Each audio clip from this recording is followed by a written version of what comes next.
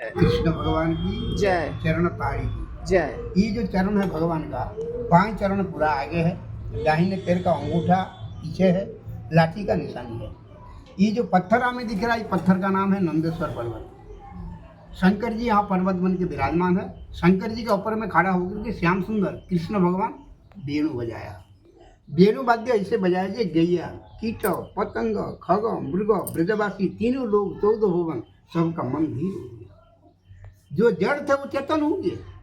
भगवान का नखोपना से गंगा प्रकट हो गया, इसलिए इसका नाम है चरण गंगा। और भगवान का जो गौ चराने के लिए आते थे, गौ को बुलाने के लिए, भगवान का गौ भी देखो प्रत्यक्ष दिख रहा है। यहीं खड़े होकर के गौ देखो, चरण गंगा भी देखो और गोविंद भी देखो। तो इस जगह का नाम क्या है? नंदगाम अंतर्गत चरण पहाड़ी आश्रम। आप लोग छाया में खड़ा है, आश्रय ले लिया, इसलिए इसका नाम हो गया आश्रम। नहीं तो इसका डायरेक्ट नाम क्या है? नंदेश्वर पर्वत का ऊपर में कृष्ण नंदलाला का चरण चिन्ह। गांव का नाम क्या है? नंदगाम। राजा का क्या नाम है? नंद बाबा। पर्वत का क्या नाम है? नंदीश्वर पर्वत और चरण किसका है? नंदलाला। भगवान का। और शंकर जी का वाहन का क्या नाम है? नंदी। नंदी। तो शंकर जी बड़ा प्रसन्न हो गए। कह दिए, बोले प्रभु तुम्हारी चरण के लिए मेरा इच्छा था, मेरा ऊपर चरण विराजमान हो गया। इस चरण को मिटाना नहीं, जब तक सनातन धर्म रहेगा तब तक चरण रहेगा, मैं भी रहूँगा। भूत भविष्य वर्तमान। पहला नंबर दर्शन करेंगे अक्रूर जी, दूसरी नंबर दर्शन करेंगे उद्धव जी, तीसरी नंबर 4 आचार्य, पंचमा नंबर रूप गोसाई, सनातन गोसाई, जीव गोसाई, रघुनाथ गोसाई, दास गोसाई। छठे नंबर में चारों युग का जो भी आदमी आएगा यहाँ दर्शन करेगा, हरिहर का दर्शन होगा। और प्रभु जी ये वृंदावन का अंदर में राजा होके बैठे राधा प्यारी, कोतवाल होके चौकी फिरा आपे बंसीधारी। गुड़गुड़ गुड़गुड़ दामा बाजे उड़े राजा लिसान, और हर कुंजा में शब्द पड़े जय श्री राधे राधे श्याम। राधे श्याम। नंदगाम सु गाम नहीं। भारतवर्ष में बड़े बड़े गांव है, परंतु नंदगाम जैसे गांव नहीं मिलेगा। क्यों? यहाँ 2 लाख गौ थे और स्वयं कृष्ण भगवान, उनका नाम है गोपाल। गौ को पालन करने वाले, गौ को सेवा करते थे। इसलिए वृंदावन धाम में, वृंदावन है क्या? Office, Radha Kund office, Govardhan office, परंतु नंदगाम जो है भगवान का घर है। यहाँ हर एक किसी को एंट्री नहीं होता है। यहाँ जो भाग्यशाली जीव होगा उसके लिए एंट्री होता। आप लोग बड़े तपस्वी मूर्ति, आप लोग बड़े भाग्यशाली है, इसलिए कृष्ण का चरणारविंद को दर्शन हो रहा और अपने घर में आपको एंट्री करके बुलाया। ये बड़ी भाग का काम होता। ये नंदगाम नगर बस्ती है।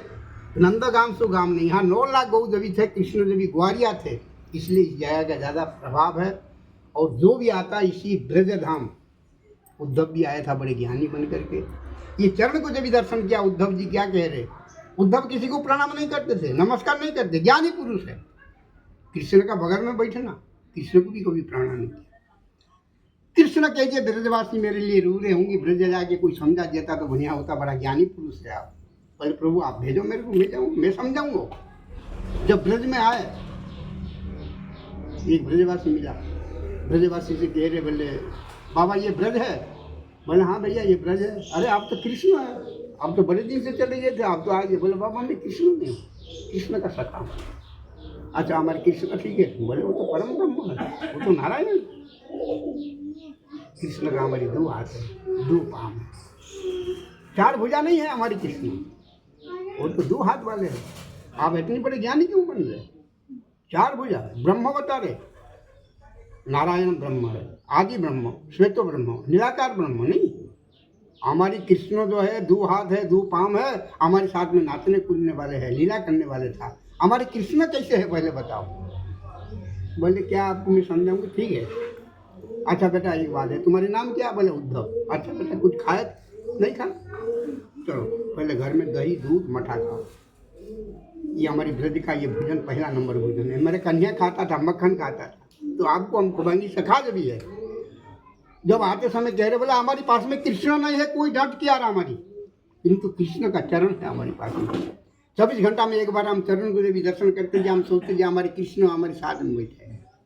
बोले बाबा मुझे दर्शन कराओ। जब चरण को दर्शन कराया, उद्धव जी आकर के आप जैसे खड़ा है ऐसे खड़ा हो। और क्या कह रहे 5 मिनट के बाद? हे कृष्ण, दोनों हाथ जुड़ गए ऑटोमेटिक।